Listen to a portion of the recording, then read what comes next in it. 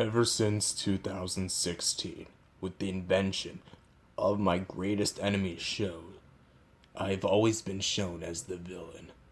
For many, many, many years to come, I've always tried different plans to try to foil Red and Godzilla, try to stop them in their tracks. Once I accidentally created a giant pig, somehow they stopped it. I once tried to time travel back in time to kill the first Godzilla, and somehow they stopped that too.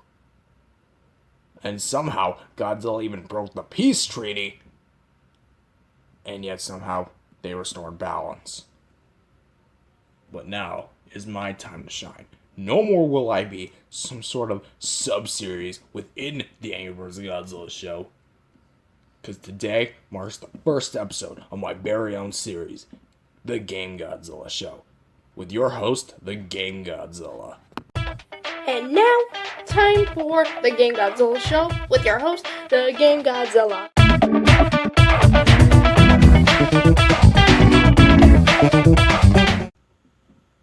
In this episode, I'm going to teach you guys how to be a villain, just like me. There are many rules to being a villain, so let's get started with the basics. Step 1. You are going to need a name. I, of course, go by GameGodzilla, or my ridiculously long full name, which I don't know how to pronounce. Yes, that's right, I don't know how to pronounce my own name. Second step. You are going to need your own army, or henchmen, minions, any kind of helpers will do. Here I have my 3 favorite henchmen, GameGodzilla, Zilla, and Gigan. Come out and introduce yourselves. So, as you can see, I have 3 henchmen instead of the usual 1. Now this is because you need multiple henchmen in order to make sure your plans are foolproof. Let me explain. Gigan here has a lot of sharp edges. He can fly, which will make him probably the fastest in the air. Probably faster than GameGodzilla, who's weapon loaded. And here he has a bunch of sharp edges that'll surely leave a cut on any kaiju or bird that gets in his way.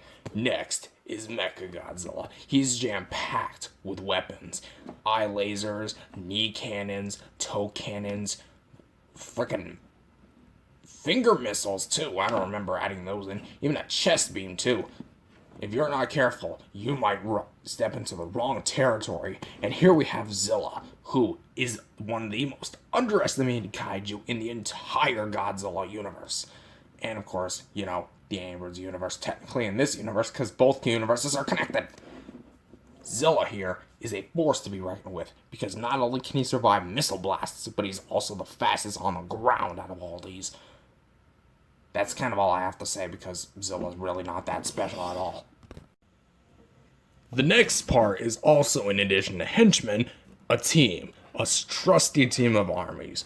Here we have my trusty team of Godzilla clones, made straight from the DNA of my main enemy, Godzilla.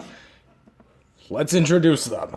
In order, we have Godzilla clone number 1, 2, 3, 4, and 5. Yes, we're still working on the names, even several years later. Now, there's something else I want to show you. These little fellows are the guinea pigs of the operation. I was gonna say they were originally the brains, but in reality I'm the brains, because I have 2 brains.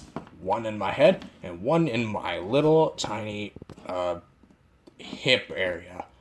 I probably shouldn't specify where it is, because I don't want Super GameGodzilla doing what he did to Godzilla all those years ago. But you know what? Whatever. Here are my little henchmen. Oh, well, I guess those are my, those guys over there are my henchmen. But these are my guinea pigs. Next, you're gonna need a battle plan. In case if you're dealing with a pesky big 300-foot tall lizard, here's what I suggest. Here is my own replica of Godzilla. Fairly realistic, right? Notice he has gills. What do gills do for aquatic creatures? They help him breathe underwater. Our plan originally was to get rid of Godzilla's gills by either destroying it or somehow getting him off of him, which wouldn't have been easy, and put him in water and he drowns. No more Godzilla, no more Godzilla to protect his bird friends, and that's it. We win, they lose. There's one thing we didn't take into consideration, though, his regeneration. If we were to take them off or destroy them, he would just grow them right back. Despite them being a weak spot, I can indeed confirm that this plan would not work. So that's a plan you'd have to throw in the trash. And the final step is execution of the battle plan. Here, I have the real Godzilla I'm gonna face off with. I don't really want to fight you. I just want to get a cookie like I was told I was gonna get. Shut up, you big lizard. Come on, fight me. Okay then. Now, ladies and gentlemen, watch as I enter the battle like a boss and defeat this 300-foot tall lizard and take the title as King of the Monsters. Here we go, Geronimo!